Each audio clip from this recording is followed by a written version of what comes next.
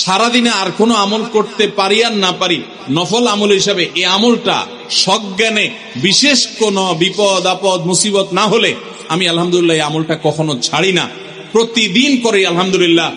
আজকেও শুরুতেও এই আমলটা আমি করে নিয়েছি। আপনারা সবাই আমলটা করবেন তো ইনশাআল্লাহ? কে কে নিয়ত করছেন আজ থেকে 3 কুল এই 3 টাইম জীবনে কখনো ছাড়বেন না? একটু দাঁড়ায় হাতটা তুলে আল্লাহকে দেখাই দেন। সবাই নিয়ত করছেন তো?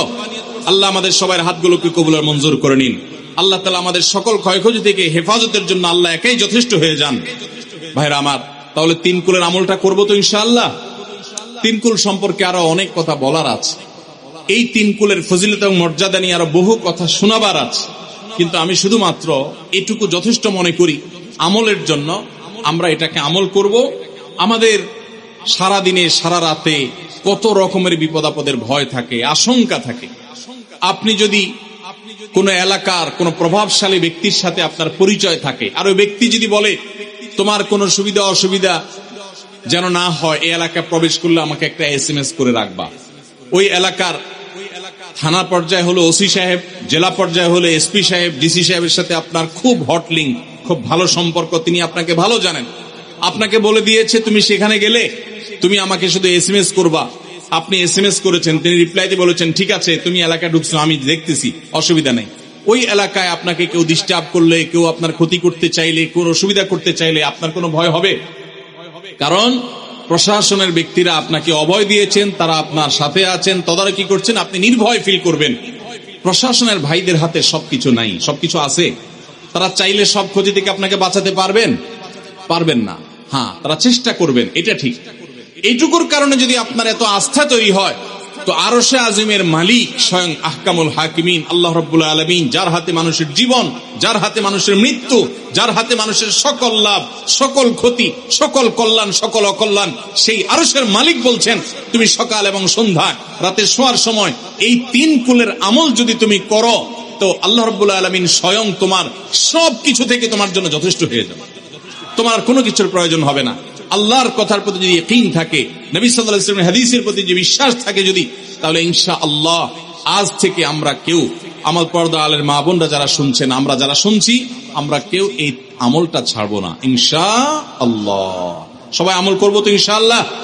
তাহলে 3 কুল 3 টাইমে দিনে মোট 14 বার এটা আমরা পড়বো। এখন পড়ার ক্ষেত্রে আবার একটা সমস্যা হলো, এই টাইপের আমলগুলো আমরা পড়ি খুব তাড়াহুড়া করে।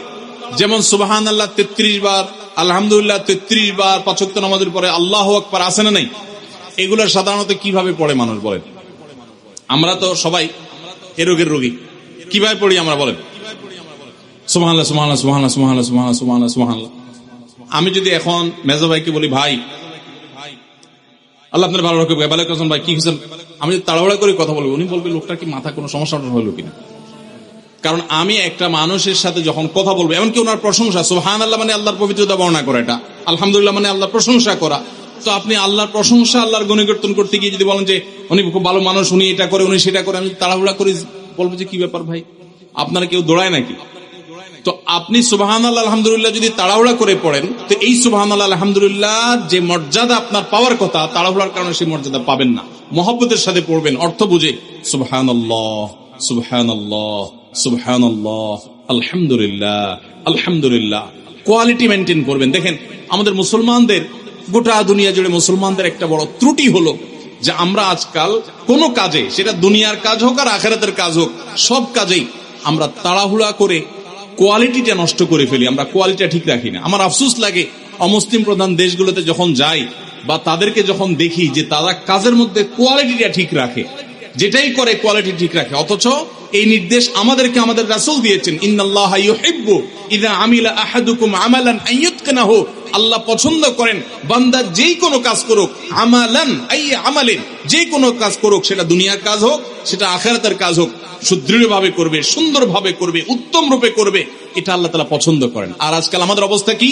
আমাদের অবস্থা হলো যে আমরা তাড়াহুড়া করি। ভাইরা আমার, এই তাড়াহুড়া করে কোয়ালিটি নষ্ট করা যাবে না, বরং 3 কুল যতবার যেখানে পড়তে বলা হয়েছে মহব্বতের সাথে আস্তে আস্তে পাঠ করবেন। আল্লাহ আমাদের সবাইকে আমলের তৌফিক দান করবেন, আমিন। ভাইরা আমার, তাহলে 3 কুলের ফজিলত জানলাম আমরা, কখন কতবার পাঠ করব, কেন পাঠ করব, তার উপকারিতা কি সেটাও আমরা জানলাম। আমাদের ছোট্ট একটা বই আছে রাসূলুল্লাহ সাল্লাল্লাহু আলাইহি ওয়াসাল্লামের সকাল সন্ধ্যার দোয়া ও জিকির, সেখানে সকাল সন্ধ্যা নবী সাল্লাল্লাহু আলাইহি ওয়াসাল্লাম যে জিকির দোয়া জিকির গুলো করতেন সেগুলো দেওয়া আছে চটি বই, এগুলো অনলাইন থেকে ডাউনলোড করেও পড়তে পারেন, টাকা দিয়ে কেনারও প্রয়োজন নাই। সেগুলোর মধ্যে এই আমলটা সর্বাগ্রে গুরুত্বের সাথে শুরুর দিকে এটা রাখা আছে, আমরা চেষ্টা করব আমলের। এবার আমি চলে যাচ্ছি সূরা ইখলাস, সূরা ফালাক এবং সূরা নাস, তিনও সূরার সংক্ষেপে একটু এটার অর্থ এবং এটার ব্যাখ্যাটা আপনাদেরকে জানাবার। প্রথম নম্বরে চলে আসি আমরা সূরা ইখলাসের ব্যাপারে। সূরা ইখলাস এটাকে আমরা সাধারণত কুল হুয়াল্লাহ সূরা বলি, তাই না? ইখলাস মানেটা কি? আমরা যেহেতু এই সূরাগুলো নামাজের মধ্যে সবচেয়ে বেশি পাঠ করি, ঠিক না বেঠিক? এই সূরাগুলো অর্থাৎ শেষের দিককার সূরাগুলো আমরা যেহেতু বেশি নামাজের মধ্যে পাঠ করি, এই সূরাগুলোর অর্থ যদি আমি জানি, ব্যাখ্যা যদি আমি জানি, তাহলে নামাজের মধ্যে মনোযোগ ধরে রাখা সহজ হবে। কারণ আপনি মুখে কি পড়তেছেন আপনি নিজে অর্থ বুঝেন না, মন্ত্রের মতো পাঠ করতেছেন, যদিও না বুঝে পড়লেও আপনি সওয়াব পাবেন, কিন্তু না বুঝে পড়লে তো আর এই কোরআনে আল্লাহ কি বলেছে এটা জানতে পারবেন না, না জানলে সে অনুযায়ী আপনি আমলও করতে পারবেন না। এই জন্য আমাদেরকে বুঝতে হবে। এই জন্য সূরা ইখলাস সম্পর্কে আমরা জানি, ইখলাস এই সূরার নাম, সূরার নাম হলো সূরাতুল ইখলাস বা ইখলাসের সূরা। ইখলাস শব্দের একটা অর্থ হলো পিওর করা, খাঁটি করা। তার মানে আমাদের ইবাদতটা শুধু আল্লাহর জন্য হবে, খাঁটি হবে, এখানে কোনো ভেজাল অন্য কারোর জন্য সেটা হবে না। আমাদের দোয়াগুলো সব শুধু আল্লাহর জন্য হবে, খাঁটি এবং ফ্রেশ ভাবে আল্লাহর জন্য নিবেদন করবো, সাথে আর কারোর সেখানে শরীক করব না। এই জন্য এই সূরার নাম ইখলাস, যে এই সূরার মধ্যে আল্লাহর ইবাদত, একত্ববাদ, তাওহীদ এটাকে খাঁটি করবার নির্দেশ দেওয়া হয়েছে, আল্লাহর কোনো শরীক নাই। এই জন্য এটাকে সূরা ইখলাস বলা হয়েছে, খাঁটি করার সূরা, ঈমানকে বিশুদ্ধ করা, তাওহীদকে ঠিক করার সূরা। একইভাবে ইখলাসের আরো বিভিন্ন অর্থ এবং বিভিন্ন ব্যাখ্যা আছে, আমরা শুধু এইটুকু বলি। এরপর আসা যাক সূরা কুল হুয়াল্লাহ। কেন আল্লাহ তাআলা এই সূরাটা নাজিল করলেন? কোরআনে কারীমের বিভিন্ন সূরা, বিভিন্ন আয়াত নাজিলের প্রেক্ষাপট আছে, যেটাকে শানে নুজুল বলা হয়। কেন এই সূরা আল্লাহ তাআলা আমাদেরকে দিয়েছেন এ সম্পর্কে প্রিয় নবী সাল্লাল্লাহু আলাইহি সাল্লামের এক সাহাবী, তার থেকে একটি হাদিস বর্ণিত আছে। সেই হাদিসের আলোকে আমরা জানি যে মক্কার মুশরিকরা, মক্কার কাফিররা, অবিশ্বাসীরা, তারা প্রিয় নবী সাল্লাল্লাহু আলাইহি সাল্লাম যখন তাওহীদের দাওয়াত দিলেন, আল্লাহর পথে আসার দাওয়াত দিলেন, তারা বলল, মুহাম্মদ, আমরা তো সবার বংশ পরিচয় জানি। সেই যুগে মানুষ উটের পর্যন্ত বংশ পরিচয় জানতো, শিখতো। তো নবী সাল্লাল্লাহু আলাইহি সাল্লামকে তারা জিজ্ঞাসা করেছে, মুহাম্মদ, তোমার যে আল্লাহর কথা বলো, ঈমান আনার জন্য বলো, তোমার আল্লাহর বংশ পরিচয়টা একটু আমাদেরকে জানাও। মক্কার মুশরিকদের এরকম হাস্যকর দাবি শোনার পর প্রিয় নবী সাল্লাল্লাহু আলাইহি সাল্লামের প্রতি আল্লাহ তাআলা এই সূরা নাজিল করে তাদের এই প্রশ্নটা যে অবান্তর, আল্লাহ তাআলার যে কোনো বংশ পরিচয় নাই, আল্লাহর যে কোনো জন্মদাতা নাই, তিনি যে কোনো জন্মদাতার মুখাপেক্ষী নন, সে বিষয়টাকে আল্লাহ তাআলা বিশদভাবে এই সূরাতে বিবৃত করেছেন, বর্ণনা দিয়েছেন। এই জন্য ওই প্রেক্ষিতে এই সূরাটা নাজিল হয়েছে। কোন উলামায়ে কেরাম, কোন মুফাসসিরগণ অবশ্য ভিন্ন আরো একাধিক কথাও বলেছেন, তবে এটি সবচেয়ে প্রসিদ্ধ এবং বেশিরভাগ মুফাসসিরদের মতে এটি যে সূরা ইখলাস, কুল হুয়াল্লাহ সূরা নাজিল হয়েছে মক্কার মুশরিকরা প্রিয় নবী সাল্লাল্লাহু আলাইহি সাল্লামের কাছে আল্লাহর বংশ পরিচয় জানতে চাওয়ার মতো মূর্খতাসুলভ প্রশ্ন করেছে।